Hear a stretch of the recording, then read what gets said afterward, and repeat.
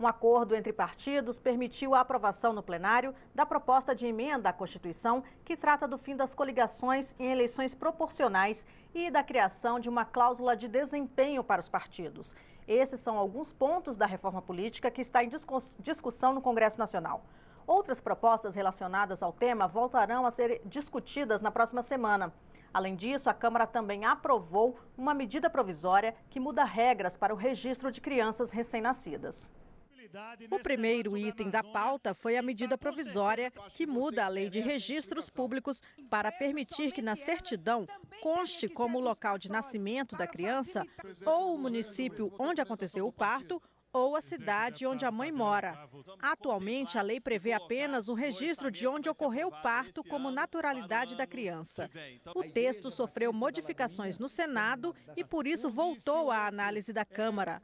Uma dessas alterações permite que cartórios prestem, mediante convênio, outros serviços remunerados à população. Tem municípios pequenos que não têm alguns serviços públicos, como carteira de trabalho, emissão de identidade, de documento de identidade, mas nós entendemos que esses serviços são serviços essenciais ao Estado brasileiro. Por mais que os cartórios tenham a fé pública, por mais que os cartórios eles gozam de fé pública, nós entendemos que não podemos tirar da mão do Estado esse compromisso da prestação de serviços fundamentais ao cidadão. O que nós estamos querendo dar é maior capilaridade de serviço ao cidadão numa medida de desburocratização. Ninguém está querendo avançar nas competências dos cartórios, nem dar a eles qualquer atribuição estranha às suas atribuições originárias. O texto foi aprovado pelos deputados e agora segue para a sanção presidencial. Em seguida, o plenário começou a discussão de uma das propostas de emenda à Constituição que integram a reforma política. A PEC 282 muda as coligações partidárias para as eleições proporcionais e cria uma cláusula de desempenho para acesso a recursos do fundo partidário e ao horário gratuito de rádio e TV. No plenário, as opiniões eram divergentes sobre a proposta. As coligações, elas realmente são uma distorção do sistema eleitoral, porque o eleitor vota no candidato de um partido que está coligado com outro partido, aquele seu candidato muitas vezes não é eleito e o candidato de outro partido, que até depois pode desfazer a coligação e a aliança, acaba sendo eleito. O segundo ponto é que essa PEC também prevê que nós tenhamos a implantação das chamadas cláusulas de desempenho. Por que isso é importante?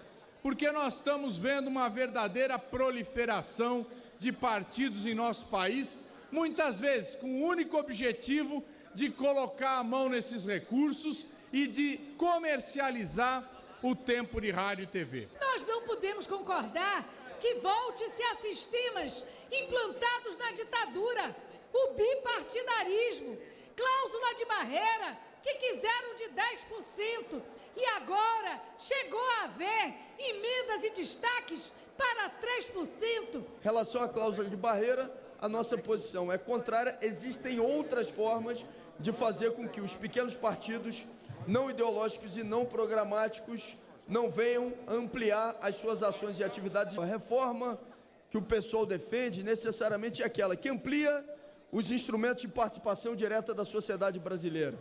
A gente gostaria muito que cada uma das matérias que estavam sendo aqui votadas, e topamos fazer um acordo total e restrito, que passassem por um referendo da sociedade brasileira. Eu faço um apelo, através da coerência e da responsabilidade dos senhores, da necessidade de satisfação à sociedade brasileira em, pelo menos, se votar no início desse relatório. É uma reforma possível, não é ideal. São 26, agora 25 partidos discutindo uma reforma, minha gente. Não vai nunca chegar numa equação. Primemos pela palavra de cada um de nós e votemos, pelo menos, esse início do relatório da reforma política. Um acordo entre os partidos permitiu a aprovação do texto principal da proposta.